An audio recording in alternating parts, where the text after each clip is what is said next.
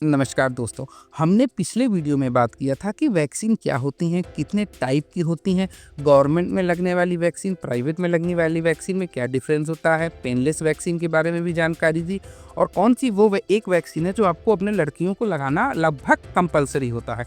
इस तरह की बहुत सी बातें हमने पिछली वीडियो में की हैं, तो मैं रिक्वेस्ट करता हूँ आप इस वीडियो को देखने से पहले हमारा जस्ट इसके पिछले सीरीज का वीडियो जरूर देखें, जिससे आपको ये वीडियो बहुत अच्छे तरीके से समझ में आए। तो चलिए अब हम बात करते हैं कि हम डिटेल में देखते हैं कि आपके बच्चे को किस समय कौन सी वैक्सीन लगाई जानी चाहिए।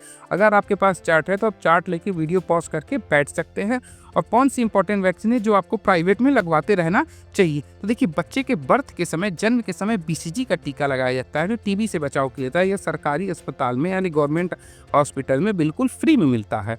ओपीवी ओरल पोलियो वैक्सीन, इसका फर्स्ट डोज पोलियो से बचाव के लिए गवर्नमेंट हॉस्पिटल में बच्चों को फ्री में लगाया जाता है। हेपेटाइटिस बी का फर्स्ट डोज लीवर इन्फेक्शन से बचाव के लिए सरकार बिल्कुल फ्री में देती है। अब आते हैं हम 6 हफ्ते के बच्चों के लिए, बच्चा आपका थोड़ा और बड़ा हो गया, सरकार में मिलने वाली फ्री मेडिसिन देखिए जो वैक्सीन डीटीडब्ल्यू यानी डीटीपी का फर्स्ट डोज डिप्थीरिया, टिटनेस, काली खांसी से बचने के लिए इस वैक्सीन को गवर्नमेंट फ्री में देती है।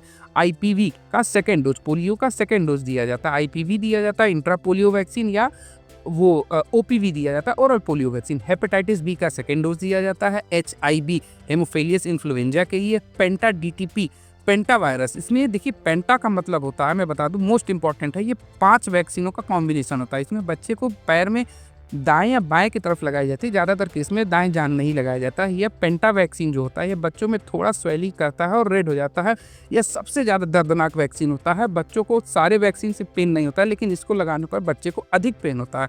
इसको सिकाई बर्फ से करनी चाहिए, ज़्यादातर डॉक्टर यही सलाह देते हैं। 2 से 3 दिन में ये अपने पुराने ओरिजिनल शेप में आ जाता है, लेकिन सबसे ज़्यादा पेन यही करता है। ठीक है, अब पेंटा वैक्सीन किन बीमारियों में दिया जाता है ये आप जान लीजिए, आपके लिए बहुत जरूरी। डिप्थीरिया, यह एक बैक्टीरियल इन्फेक्शन है जो गले में सांस की नली को बंद कर सकता है। दूसरा इसमें मिला होता है टिटनेस, जिसे लॉ जॉक कहते हैं। अगर आप टिटनेस के बारे में जानते होंगे, चोट लगने के बाद हाथ बिल्कुल ऐंठ जाता है, जिसको धनुष कोटि का भी बीमारी कहा जाता है। फॉर्टिसिस काली खांसी, यह बच्चों में तेज लंबे समय तक चलने वाली काली खांसी होती है, जिसमें लगभग सांस भी बच्चों की रुक जाती है और फेफड़े को, लंग को बहुत ज़्यादा नुकसान पहुंचता है। हेपेटाइटिस बी लीवर इन्फेक्शन से बचाओ। हेपेटाइटिस बी लाइफ टाइम जो होता है ये लीवर डिजीज के कारण बना रहता है, जिसको कवर करता है। एचआईवी, ये इन्फ्लुएंजा बी टाइप का वायरस होता है जो मस्तिष्क ज्वर, मेनिंजाइटिस और निमोनिया से बचने के लिए काम करता है, और ये बच्चों को लिए बहुत ही ज़्यादा ये जानलेवा होता है। कई केस में बच्चे इससे प्रभावित हो जाते हैं। देखिए, मतलब कि आप एक वैक्सीन में 5 वैक्सीन से खतरे से बच सकते हैं, इसीलिए इसका नाम पेंटा वैक्सीन रखा गया। अब जो प्राइवेट में मिलने वाले आते हैं, और अपने बैक टू टॉपिक पर जाते हैं। पीसीवी का फर्स्ट डोज निमोनिया से बचाव के लिए दिया जाता है। रोटा वायरस का फर्स्ट डोज कई निजी सरकारी अस्पतालों में मिलता है, लेकिन ज़्यादातर यह प्राइवेट में ही मिलता है। अब हम थोड़ा सा आगे बढ़ते हैं, हमारा बच्चा थोड़ा सा और बड़ा हो गया, यानी 10 हफ्ते पर, यानी 10 वीक पर हम चलते हैं। जो सरकार ने दी जाती थी, जो हमने पहली वैक्सीन आपको बताई, डीटीपी का सेकेंड डोज, आईपीवी या ओपीवी का third dose, hepatitis B, HIV और पेंटा 2, ये सारे 5 वैक्सीन आपको लगाए जाएंगे। प्राइवेट में अगर आप जाते हैं तो पीसीवी का सेकेंड डोज, रोटा वायरस का सेकेंड डोज भी आपको प्राइवेट अस्पतालों वाले लगा सकते हैं। ये पेड वैक्सीन होती है, लेकिन गवर्नमेंट में ये सुविधाएं नहीं मिल जाती। अब चलते हैं, आपका बच्चा जो होता है ये 14 हफ्ते का, यानी थोड़ा और बड़ा हो गया है। सरकार में देखिए, जो पुरानी वैक्सीन हमने बताई है उसका 3rd, 4th और 5th डोज लगाया जाता है। डीटीपी का 3rd डोज, आईपीवी का 4th, हेपेटाइटिस बी का 4th डोज, एचआईवी का 3rd dose, HIV not HIV, ठीक है, पेंटा 3। और प्राइवेट में जो होता है पीसीवी का 3rd डोज दिया जाता है, रोटा वायरस का 3rd डोज। ये प्राइवेट हॉस्पिटल्स में आपके बच्चे को लगाया जाता है, यानी फर्स्ट स्टेप, सेकंड स्टेप, अब 3rd स्टेप पर हम कवर कर गए।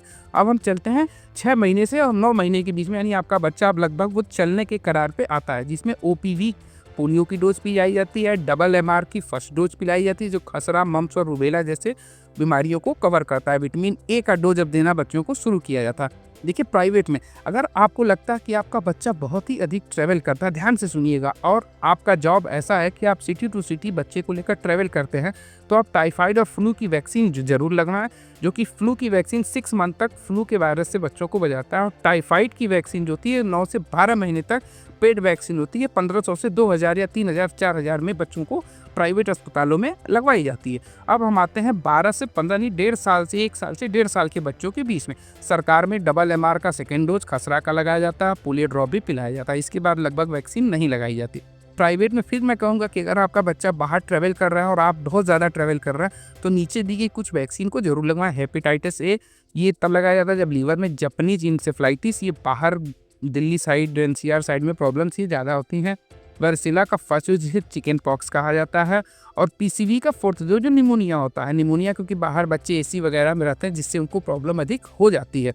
अब हम चलते हैं, बच्चा आपका 1.5 से लगभग 18 महीने से ऊपर चला जाता है, तो इसमें सरकार में DTW DAP का बूस्टर डोज अब लगना शुरू हो जाता है। जैसे मैंने बताया था वो 1 साल 1.5 साल के हो गए, अब बच्चे को DTP HIV और MMR का बूस्टर डोज लगाया जाता है।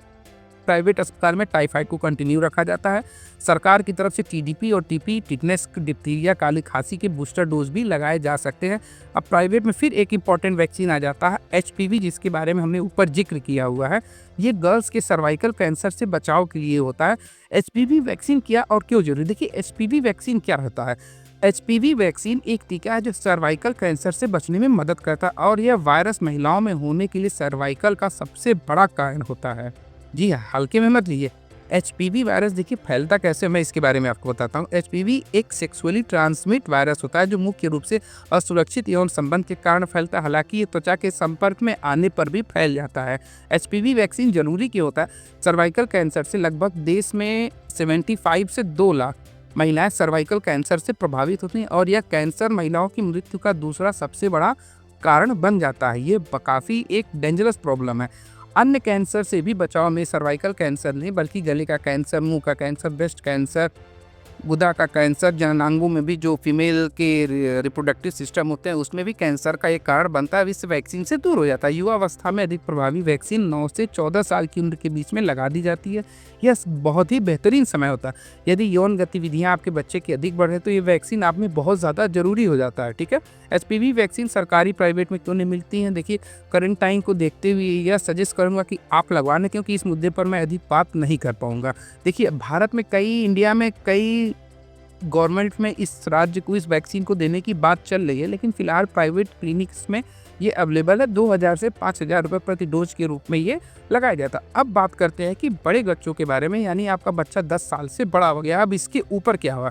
तो सरकारी अस्पताल में 10 साल से ऊपर के बच्चों को कुछ बूस्टर डोज दिए जाते हैं टिटनेस वगैरह के, लेकिन ज़्यादातर वैक्सीन प्राइवेट में ही लगाए जाते हैं। तो मैं एक बार फिर कवर करना चाहूँगा, PCV ये गवर्नमेंट में नहीं मिलता है। या निमोनिया से बचने के लिए बहुत ज़रूरी होता है। अगर आप बाहर रहे तो आप PCV लगाएं। हेपेटाइटिस भी सरकारी में नहीं मिलेगा, आपको प्राइवेट से ही लगवाना पड़ेगा। लिवर इन्फेक्शन के लिए होता है।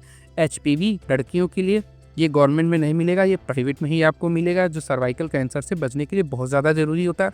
टाइफाइड वैक्सीन तो सरकारी अस्पताल में नहीं, ये गवर्नमेंट में ही मिलता है, क्योंकि टाइफाइड एक कॉमन बीमारी धीरे धीरे बढ़ती जा रही है। फ्लू वैक्सीन हर साल बच्चे को बूस्टर रूप में दी जाती है। ये अब गवर्नमेंट में नहीं, ये प्राइवेट में ही ज़्यादातर आपको मिलेगा।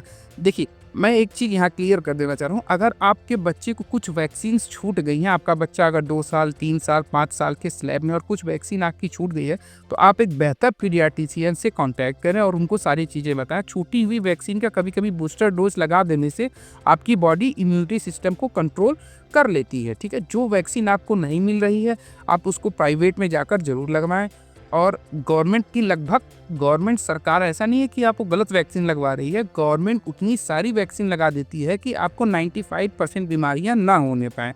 ठीक है, इतनी ज़्यादा वैक्सीन लगानी बहुत ज़्यादा बच्चों को ज़रूरत नहीं होता है, लेकिन लोग लगवा देते हैं। तो आपको ये जानकारी कैसी लगी हमें ज़रूर कमेंट करके बताएं। अगर आपको कोई प्रॉब्लम है तो आप कमेंट करें, हम आपके कमेंट का लगभग सभी कमेंट्स का जवाब देने की कोशिश करते हैं। यहाँ तक वीडियो में बने रहने के लिए धन्यवाद। स्वस्थ रहें और बच्चों को 100% वैक्सीन की तरफ लेके जाएं। नमस्कार।